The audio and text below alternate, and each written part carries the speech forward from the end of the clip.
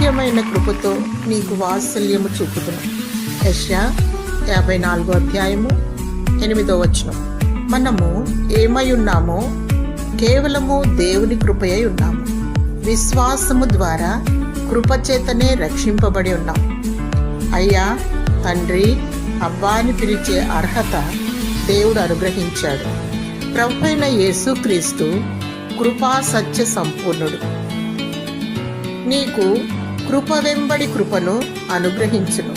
నీ పట్ల దేవుని కృప అధికమవును. లోకానికి వేరే దేవుని కొరకు పరిశుద్ధత కలిగి పునరుద్ధాన రాకడ కొరకు సిద్ధపడుతూ ఉండాలి. అనాది కాల సంకల్పము చొప్పున జగత్పునాది వేయబడక ముందే దేవుడు నిన్ను ఏర్పరచుకున్నాడని ఎరిగి బహునిష్టగా దేవునికి ఇష్టంగా జీవించాలి. అధైర్యపడకు, నీవు ఒంటరి వాడివి కావు. నీ పక్షాన దేవుడున్నాడు. నిన్ను అనాథగా విడువడు. శాశ్వతమైన ప్రేమతో నిన్ను ప్రేమించుచున్నాడు. దేవుడు తన వాత్సల్యమును, కృపను చూపుచున్నాడు.